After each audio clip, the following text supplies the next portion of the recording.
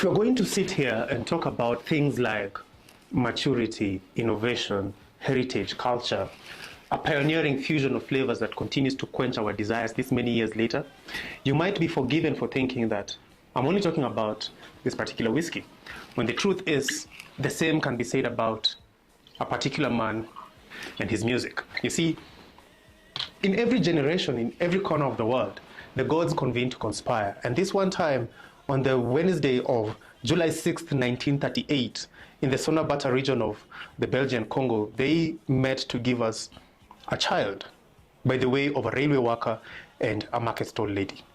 His mother named him Makiadi, given how small and fragile he was as a baby. And 4 years later, his father had gone back to the soil and he was left alone with his mother and siblings. He dropped out of school, picked up a rudimentary guitar made of sticks, a string, and a tin, which he learned how to play simply by observation, by looking at other musicians. There was no teacher to teach him. He had no, apprentice, nothing. He just watched and learned. His name is Francois Luambo Makiadi, but everyone else simply called him Franco. And when he matured into teenage, him together with other musicians formed a band. They were not really the greatest act at the time in Leopoldville, but all good things take time, and this band took time. They perfected the art of infusing Cuban rhythms into Congolese beats to create a sound that set them apart from everyone else at the time, what we now call rumba. And they didn't have a name, really. They used to just move around playing in football matches, funerals, weddings, in bars, anything and anywhere, really, just to get a foot into the music industry. One of the bars that they frequented was called the OK Bar, owned by a man called Oscar Kashama. Now, one day when Franco was around 18, they were sitting around trying to figure out a name for the band.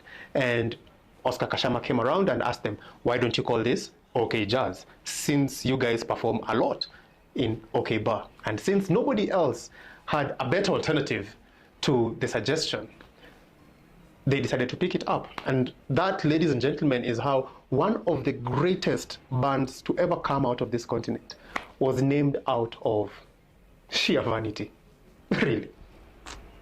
So the OK Jazz would later on become TP OK Jazz in the 60s.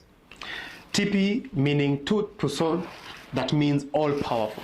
So literally, TP OK Jazz means the all powerful band from the OK Bar.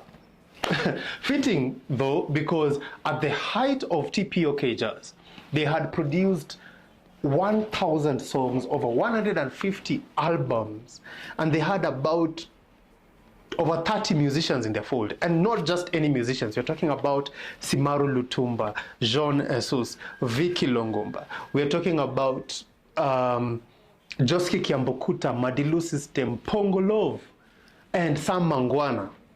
Yeah.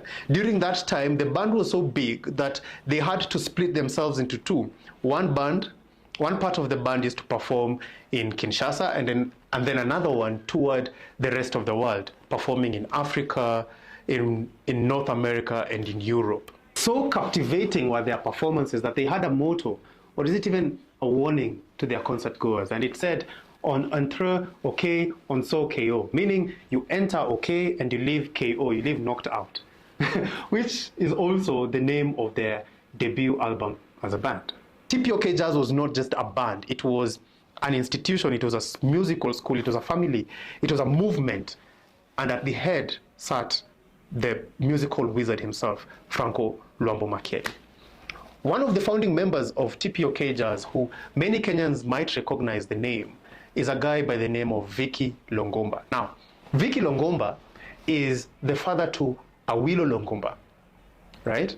And Vicky Longomba the Senior. Now, Vicky Longomba the Senior was the founding member of Orchestra Super Mazembe. You might not know Orchestra Super Mazembe, depending on how old you are, but you probably might have heard songs like Bwana ni Pepesa, Watoto Wanalia, yeah, and Shauri Yako, such songs, yeah.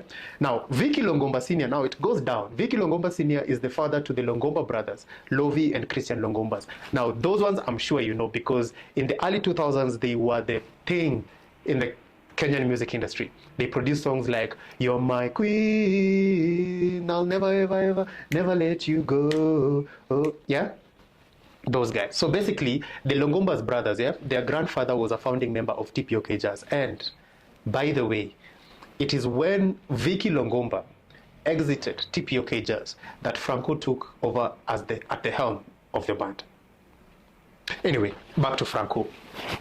Franco, he grew big, quite literally and figuratively. At his height, he was huge and colossal and imposing, a very far away from his lean early teenage years. Yeah? And his name reverberated across the Congo and into the rest of Africa and Europe. Somewhere in between, he converted into Islam and changed his name to Abu Bakr Siddiqui, though that particular name does not feature anywhere in any of his records.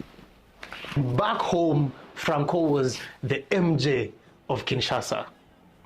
And it didn't matter which MJ you're talking about, whether Jordan or Jackson. The point here is he rose to a status of a demigod. You know, he defined and defied popular culture. Whatever he did, whatever he wore became a trend. He was the first black non-politician to live in Kinshasa in the 1960s. And that is not a small deal by any measure. You know, he was a forerunner of the sound that he exported to a point where the president of his country granted him the title of Le Grand Maître, meaning the great maestro. Forgive my French.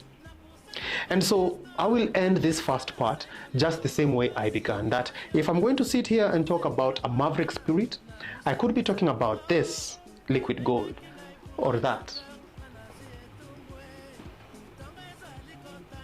See you in the second part. Slange.